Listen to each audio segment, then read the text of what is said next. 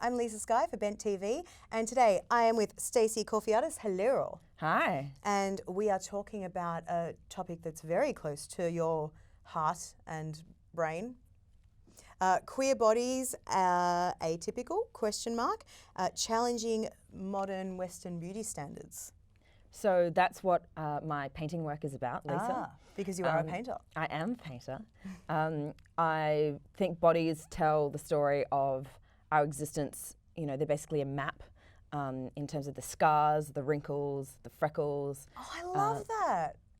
You can look at a body and you can see where it's been and what it's done and what it's been through.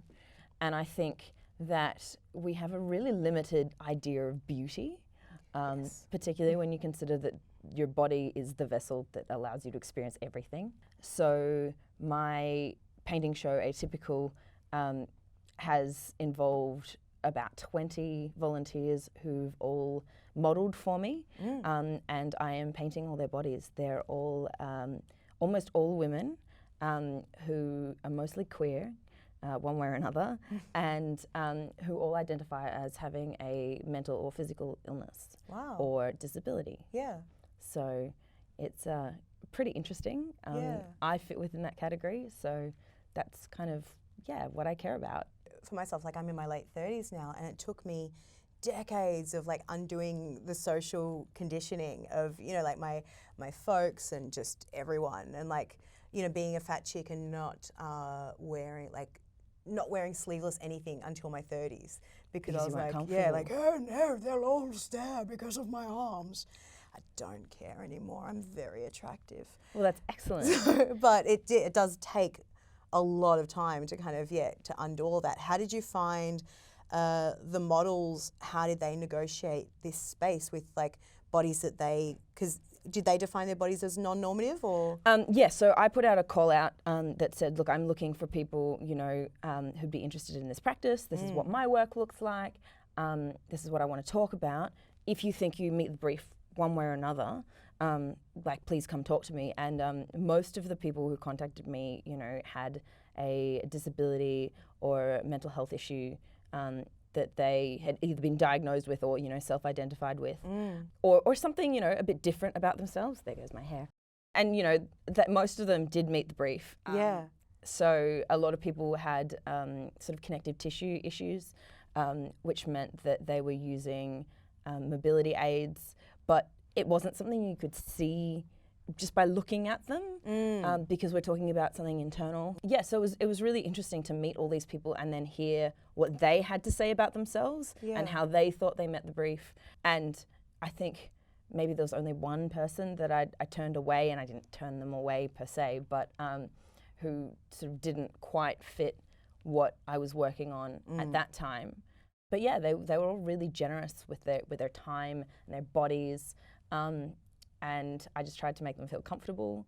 And I've arrived at, you know, what's hopefully going to be a really awesome exhibition. That they get to have, you know, they get to have control over. They get to decide how they're shown and how they're written about, and that was really important to me as well. Like challenging narratives of non-normative bodies. Absolutely, but for them to, you know, have control and autonomy over how they're described. And so would you work in conjunction with them using their own words to describe themselves, or, you know, there is one guy who I'm not sure whether he's going to end up in the final show because I'm not sure if I'll get it finished, but he describes himself as a former athlete, but then had back issues so bad that he couldn't sit down for a very long time. And he's had various surgeries and, you know, gained a lot of weight as a result. So the image that I'm presenting is an image which he doesn't really identify because he thinks of himself as an athlete. So just using that wording, for example, to talk about this guy. I'm just trying to make sure that all comes through. What did you learn when working with these people and their bodies and things? Did anything surprise you? There was one really interesting thing that doesn't really have a lot to do with any kind of like disability or kind of body type thing, but I did a few photo shoots over a few days with each of the models, and it was really interesting because on the first day, almost none of the women had pubic hair. Huh. Whereas on the second, all of them did. And it was just a really interesting lesson in, like, I guess, body image. Yeah.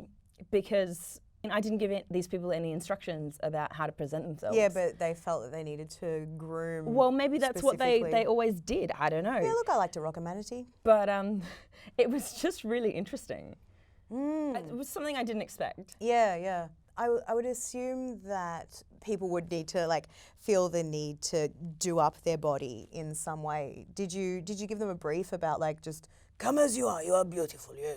No, I didn't really give them any instruction. Oh yeah. I said to bring something that you can change in and out of, like maybe a robe.